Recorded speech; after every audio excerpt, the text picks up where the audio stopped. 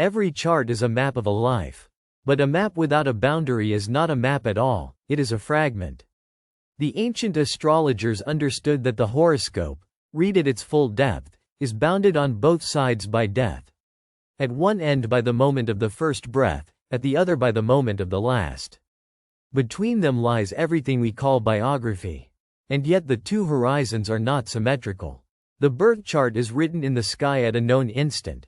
The death is written into the same sky, encrypted, awaiting the slow turning of the spheres to unlock it. This lecture is not about morbid prediction. It is about what the tradition actually teaches. That the horoscope contains a technology of mortality, a set of precise, technical procedures developed across 2,000 years for locating the threshold, and that beyond that threshold, the same tradition offers a cosmology of the soul's journey. Its descent into matter through the gates of the zodiac, its residence in the body, and its re-ascent through the planetary spheres. Hellenistic astrology was not merely a system of personality typing. It was, in the words of Vettius Valens, a means of studying the fate of the whole life, and fate, for the ancients, always included its own termination. We will proceed as a faculty seminar. We begin with the oldest and most rigorous layer, the Hellenistic doctrine of the Hyleg and the Anareta, the life-giver and the killer, as codified by Claudius Ptolemy in the Tetrabiblos and by Valens in the Anthology. We will then ascend through the medieval synthesis of the Alcocodon, through the subtle machinery of primary directions and ascensional times, and arrive at the houses of death and the lots. From there we cross the threshold itself, the descent of the soul through the spheres as described by Macrobius and the Platonists, the gates of Cancer and Capricorn, and the doctrine of the daimon. We close with the ethics of the threshold, what an astrologer may legitimately say about death, and what the great practitioners believed should remain in silence. There is an old Hermetic axiom: the stars incline, they do not compel. The same sky that reveals the gate also reveals the freedom of the soul that approaches it. Keep both truths in view, for the entire lecture turns upon them. The systematic study of death in astrology begins with the question of what, exactly, is alive. The Hellenistic astrologers reasoned that if a chart could indicate the length of life, there must be a specific point in the chart that functions as the life-giver. The epheta, from the Greek aphesis, the sending forth, the release. Ptolemy, in the third book of the Tetrabiblos, devotes his 10th chapter to what he calls the length of life, and there he lays down the doctrine with characteristic precision. The epheta must be one of the 5 primary significators of life: the degree of the sun, the degree of the moon, the degree of the ascendant, the degree of the lot of fortune, and, in certain conditions, the degree of the preceding conjunction or opposition of the luminaries. But not every placement qualifies. The candidate must occupy an ephetic place, and here Ptolemy is careful. The ephetic places are the houses that behold the ascendant, the 1st, the 11th, the 10th, the 9th, the 7th, and the 5th. These are the places connected to the ascendant by the primary aspects: the sextile, the square, the trine, and the opposition, together with the horizon itself. A candidate that has fallen into the 12th, the place of the bad daimon, which does not aspect the ascendant, is rendered unfit. The ancients called such a configuration a failing of the ephetic condition. The sect of the chart governs the priority of candidates. By day, the sun takes precedence, by night, the moon, and the selection proceeds through the other candidates in a fixed order of dignity, with the provision that the epheta must not be in the terms of a malefic, nor otherwise testified against by the harsh aspects of the malefics. The logic is transparent and deeply physical. The epheta must be a point of light, a luminary or its analogues, placed where it can behold the horizon of the body, unpoisoned by the cold of Saturn or the fire of Mars. Once the epheta is established, the second operation begins: the identification of the Annos, the lord of the year, the planet that governs the ephetic degree. This planet becomes the time lord, the distributor of life, and its condition, its house, its terms, its aspects, its speed, furnishes the astrologer with the first arithmetic of mortality. For the ancients did not think of death as an event that strikes from nowhere. They thought of it as a transfer of sovereignty. A new ruler takes the throne, and the reign of the body is ended. The length of life is, in this oldest stratum of the art, a question of government. It is essential to grasp how different this is from modern astrology's treatment of death, which tends toward the symbolic. Transits of Pluto, the eighth house, the Scorpionic archetype. The Hellenistic approach is forensic. It asks, where is the light of life placed, who holds its degree, and what will befall that degree as the heavens rotate? We turn next to the killer that awaits it, the Anareta, and to the medieval heir of the Epheta, the Alkokoden, who gave the years of life in numbers.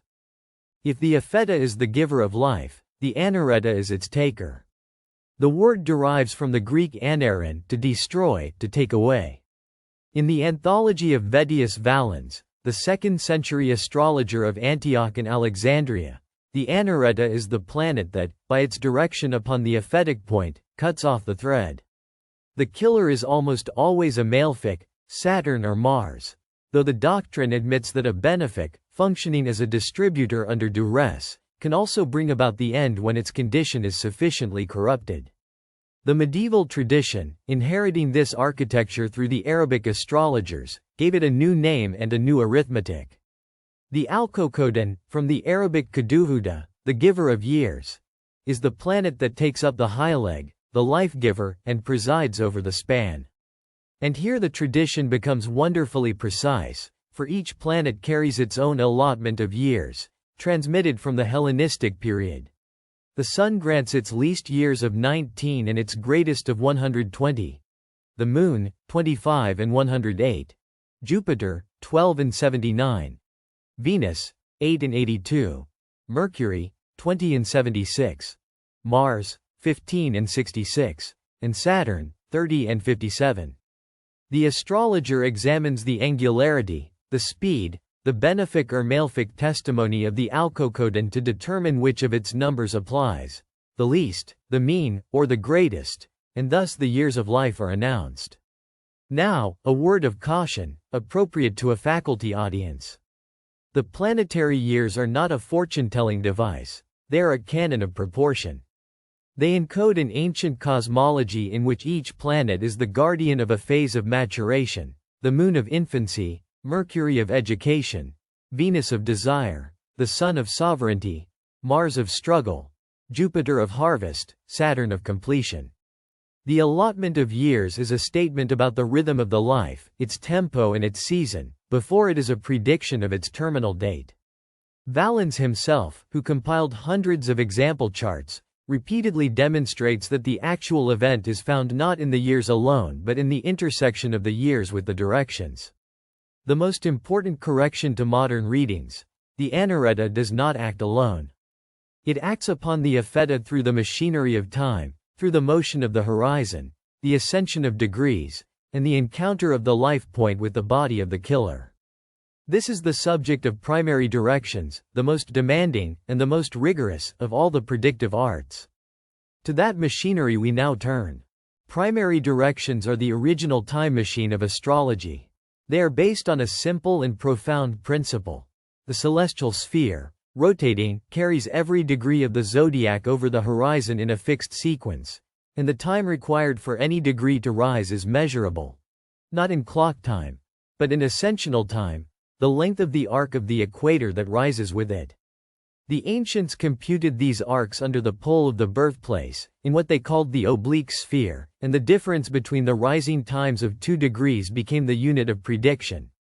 1 degree of ascensional time corresponded to 1 year of life. The operation is this: the Epheta, usually the degree of the ascendant, or of the highleg, is directed forward in the order of the signs. The astrologer asks, when does the Epheta arrive by primary direction, at the body or the aspect of the Anareta? The arrival of the directed point at the exact degree of a malefic, or at its square, opposition, or trine, marks the period of mortal danger. Dorotheus of Sidon, the 1st century author of the Carmen Astrologicum, adds a refinement.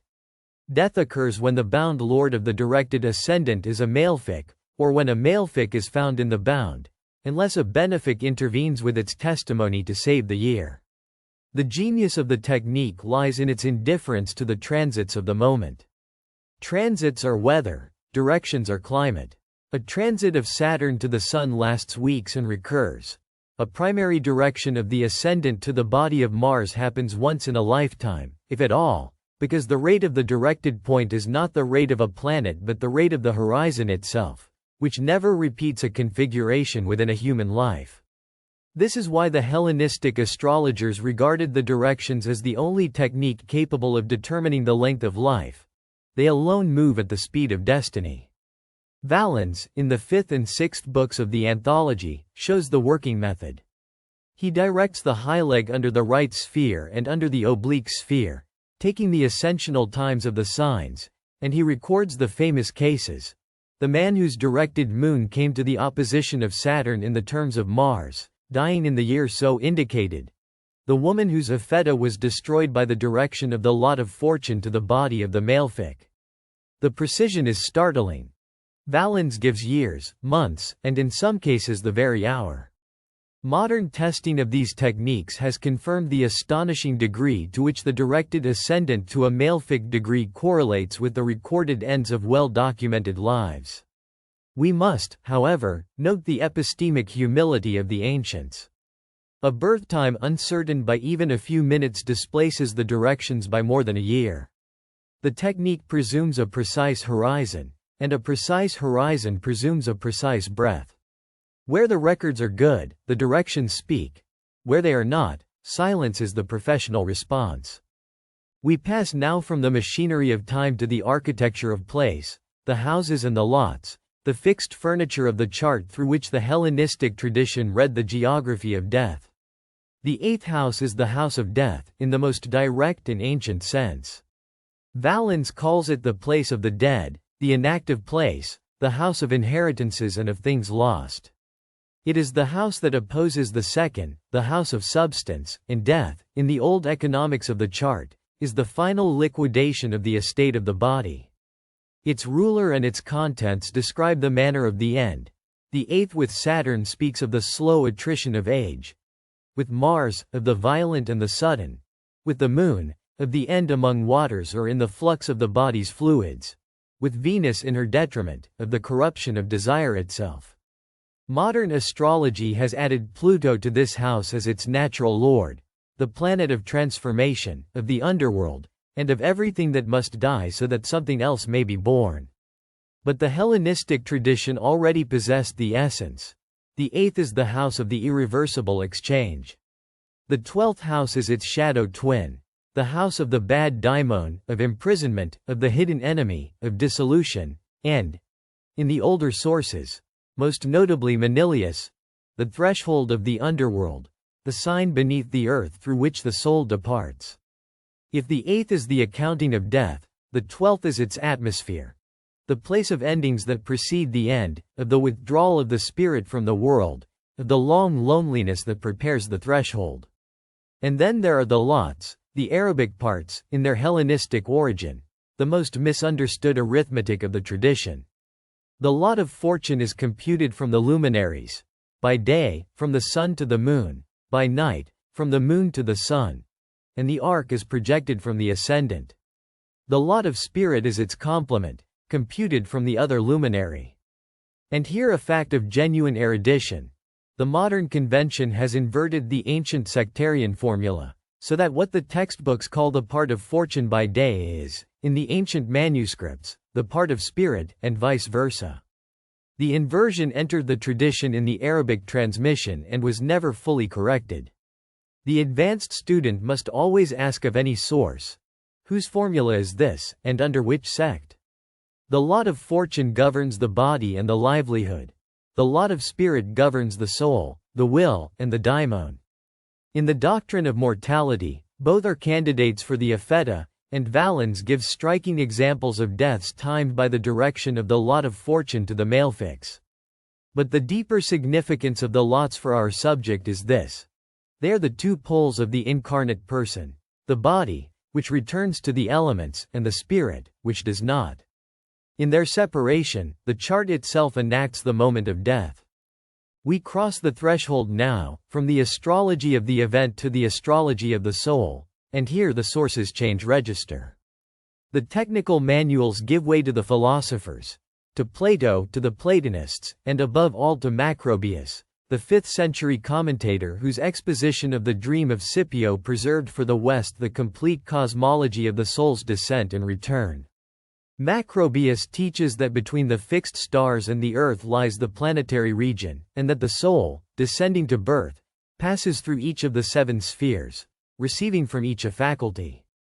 From Saturn it receives reason and contemplation, from Jupiter, the power of action, from Mars, the courage of the spirit, from the Sun, sense perception and opinion, from Venus, the impulses of desire, from Mercury, the capacity of speech and interpretation, and from the Moon, the vehicle of the body itself, the moist and mortal envelope.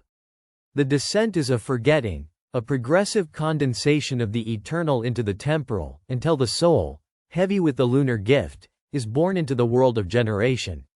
This is the doctrine that gives astrology its deepest justification. The natal chart is the signature of the soul's descent, the record of the faculties it gathered on the way down.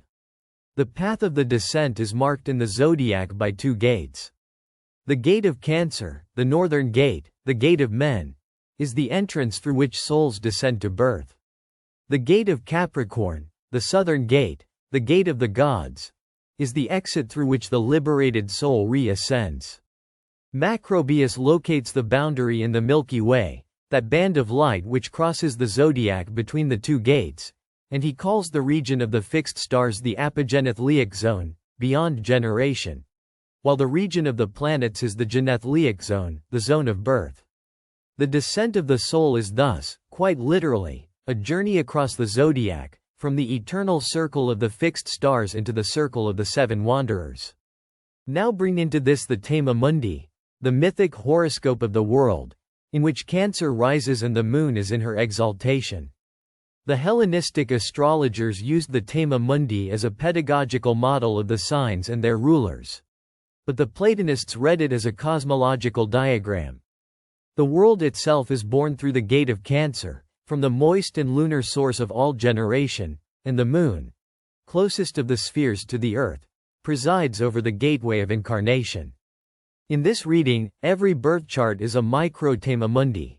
Each of us recapitulates the descent of the world soul, entering through the same gate, weighted with the same 7 gifts, and bearing, in the degrees of our own chart, the exact record of our own passage. The chart, then, is not merely the pattern of our personality. It is the itinerary of our soul, a fragment of the great journey, frozen at the moment of arrival. And if the descent is a forgetting, the ascent, to which we now turn, is a remembering.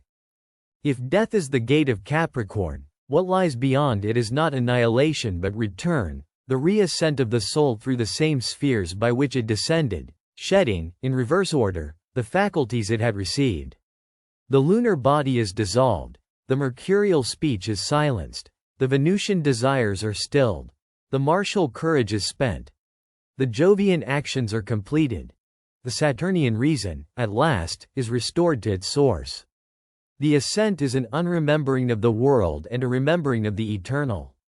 Macrobius, following the ancient tradition, adds that the soul in its ascent must cross the Milky Way once more, passing through the gate of Capricorn into the region of the fixed stars, where it rejoins the choir of the immortals.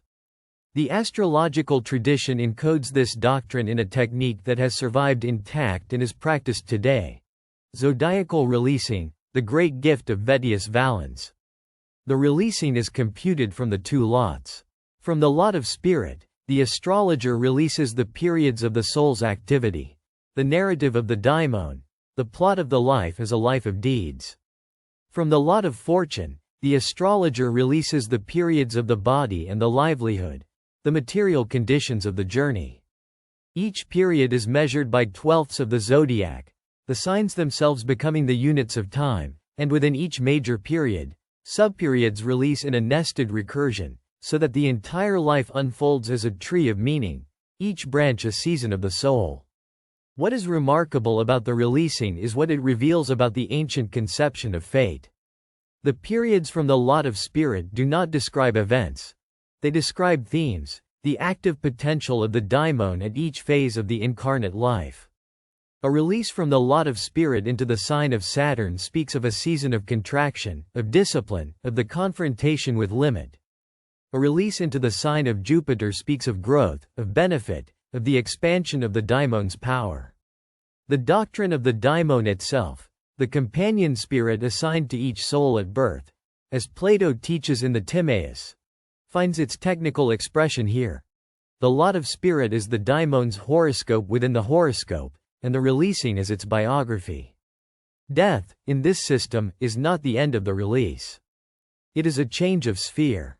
The daimon continues its journey, through the gate, across the galaxy, through the spheres in reverse, until it stands again before the source, divested of every faculty but one. The pure intelligence that descended, and now returns, unchanged. The zodiacal releasing, read at its deepest level, is a map not of a lifespan but of a pilgrimage. The astrologer who reads it well is reading the soul's own itinerary, and can tell, from the architecture of the release, whether a given death is an interruption or an arrival. We descend now from the eternal to the temporal, to the modern techniques by which the moment of death is observed in the sky, the solar return, the secondary progression, and the great transits of the outer planets. These are not competitors to the Hellenistic directions. They are their modern equivalents, and the advanced practitioner reads them together, as a single testimony. The solar return, the chart of the sun's return to its natal degree each year, was known to the ancients and used by Valens as a technique of the yearly revolution. In the modern practice, the return chart at the threshold of the fatal year shows the signature of the end, the malefics upon the angles, the moon in the 8th, the ruler of the year afflicted by the lords of the 12th. The secondary progression, the day for a year motion of the planets, adds its testimony. The progressed ascendant coming to the natal degree of the Anareta, the progressed sun opposing its own place, the progressed moon completing its 29-year circuit in a final balsamic phase. The progressions are the clock of the interior life. The returns are the clock of the year. And when both clocks strike the same hour, the astrologer takes notice. The transits of the outers, Saturn, Uranus, Neptune, Pluto, provide the weather of the threshold, and here the modern record is rich with documented cases. David Bowie died on the 10th of January 2016, with transiting Pluto conjunct his natal sun in Capricorn, the planet of death in exact union with the planet of life, in the sign of the goat, which is to say, at the very gate of Capricorn of which Macrobius wrote. Carl Sagan died with progressed Pluto conjunct his ascendant, the planet of the underworld risen onto the degree of the body itself. These are not coincidences. They are the modern faces of the Anareta, the killer appearing in the language of the contemporary sky. But a faculty audience must hear the correction that accompanies the confirmation. The transits alone prove nothing. Every year, thousands of people experience a Pluto-Sun conjunction and do not die. The transit is significant only when it is supported by the heavier machinery, by the direction of the Apheta, by the testimony of the return, by the state of the progressed horizon. The Hellenistic distinction remains sovereign. The transits mark the year of danger. The directions mark the year of destiny. The death of the personality, the ego death that Jung described as the necessary passage of the second half of life, belongs to the same grammar. The Pluto transit that does not kill the body kills the self that the body housed, and the astrologer must be prepared to read both outcomes. What survives death, and how does the chart describe it? The tradition answers in two registers, the astronomical and the karmic. The astronomical register concerns the moon and her nodes. The lunar nodes, the points where the moon's path crosses the ecliptic, were regarded by the ancients as the dragon's head and tail, the mouth and the tail of the great serpent. In the modern practice, the south node carries the signature of the past, the residues, the habits, the unfinished debts of previous incarnations, and the north node carries the signature of the future, the direction in which the soul must grow in this life. The axis of the nodes is the axis of the curriculum. what the soul brought and what it came to learn. The phase of the moon at death, like the phase at birth, which the ancients counted among the most sacred of signatures, describes the manner of the departure. The balsamic moon, the last crescent before the dark, is the classic signature of the death that gathers. The soul that has completed its cycle and withdraws, pregnant with its harvest, into the darkness of renewal. The new moon speaks of the death that is also a beginning, the full moon, of the death that completes a public meaning. The progressed new moon, the moment when the progressed lunation cycle recommences, is, in the language of Dane Rudhyar, the birthday of a new phase of the soul, and the death that coincides with it is a death that is also a birth into another state. The karmic register concerns the 8th and the 12th houses, and the condition of the chart as a whole. The 8th house, in this reading, is the house of the inheritance of the soul, the treasures carried across the threshold from life to life, and the debts as well. The 12th is the house of the past lives themselves, the treasury of unfinished experience, the storehouse of the uncompleted, which the soul brings into the new incarnation as its hidden curriculum. The advanced astrologer reads the 12th not as a place of mere suffering but as the soul's archive, and the 8th as the soul's ledger. And here the tradition offers its most beautiful synthesis. If the chart is the itinerary of descent, it is also the map of the return. The same degrees that record the soul's entry record its exit. The same lords that governed the faculties of the descent govern their release. The death chart, the horoscope cast for the moment of the final breath, is not a separate document. It is the natal chart read at its term, the last page of a book that was complete at the first page. The astrologer who can read a birth chart can, in principle, read the death, and the astrologer who can read the death can see, beyond it, the next descent, the soul, refreshed by its return through the spheres, preparing once more for the gate of Cancer. The individual is not the only being that dies. The ancients extended the doctrine of mortality to the world itself. The great year, the vast cycle of precession in which the equinox travels through all the signs, was for them the year of the cosmos, and its completion was the death and rebirth of everything. Plato, in the Timaeus, calls the great year the period after which the wanderers return to their configurations. The Stoics taught that in that year the world is consumed by fire and reborn from it. And the astrologers computed the nativities of cities, of kingdoms, and of the world. Valens himself gives world nativities, charts cast for the beginnings of great periods, and the technique of the releasing was applied to them, so that the astrologer could announce, in advance, the seasons of empires. The doctrine is simple and sobering. What is born under the stars dies under them, and the clock that measures the life of a man measures, at another scale, the life of a civilization. The death of an era is the anareta of a world chart, and it operates by the same directions, the same returns, the same transits. The modern skies have furnished a vivid demonstration. The Saturn-Pluto conjunction of January 2020, at 22 degrees of Capricorn, the sign of the goat, the gate of the gods, opened a season of collective death that the whole world witnessed. The astrologers who had been watching the great year recognized the signature, the Lord of Time and the Lord of the Underworld in their conjunction, upon the degree of the ancient gate, releasing a world period. Whether one reads the pandemic as a physical event, a political event, or a spiritual event, its astrological signature is unmistakable. And it is the same signature, writ large, that the Hellenistic astrologers described for the deaths of kings. The death of an era poses the deepest question of our discipline. If the world itself is born and dies, what survives? The answer of the tradition is the same at every scale. What survives is the eternal, the daimon of the world, the soul of the age, which descends through the gate, fulfills its curriculum, and returns through the gate to descend again. The great year is not a circle of repetition, it is a spiral of return, and each return is a remembering. The astrologer who studies the death of eras is studying, at the largest scale, the same mystery that the death of a single native presents at the smallest, the mystery of the threshold, and of what crosses it.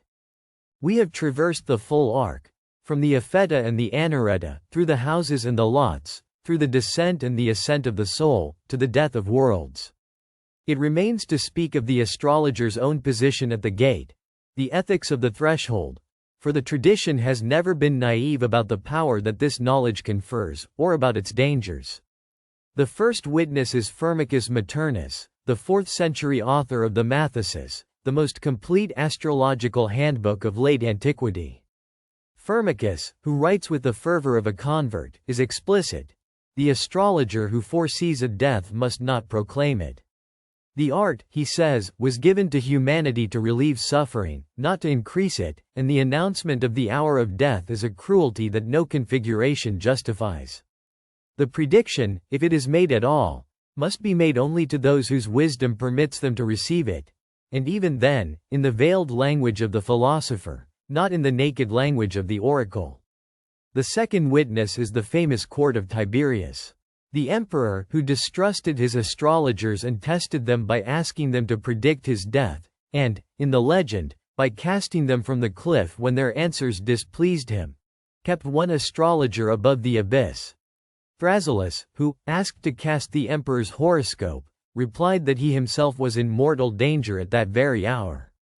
The reply saved his life, and the story has been told for 2 millennia as the astrologer's supreme lesson. The art that reads the fates of others must first read its own. The astrologer at the gate is always, himself, approaching a gate. And this brings us to the final office of our art. The ancients gave the astrologer a function beyond prediction. The function of the psychopomp, the guide of souls. The office of Hermes, the messenger who conducts the dead across the river and the living across the threshold of understanding. The astrologer who reads a chart of death is not merely making a forecast. He is witnessing a passage, and his words at that passage have the weight of the sacred. The same sky that measures the length of life measures, at its end, the breadth of the soul's return. To read death in a chart is to affirm that the chart is bounded, and that the soul is not. The Hermetic axiom with which we opened now closes the lecture. The stars incline, they do not compel. The direction of the Apheta to the Anareta may be written in the sky, but the meaning of the crossing is written by the soul. Hellenistic astrology, the most rigorous technology of fate that the West has produced, ends always in the same paradox. The more precisely the heavens are read, the more clearly the freedom of the traveler appears. The gates stand open at both ends of the zodiac. What passes through them is not the chart, but the one who wore it. This has been Life After Death, the first of 3 lectures. The next lecture opens the gates of the Academy itself, Astrology University, a full introduction to the science of the stars for the serious student. Until then, keep your ephemerides open, and your mind open wider.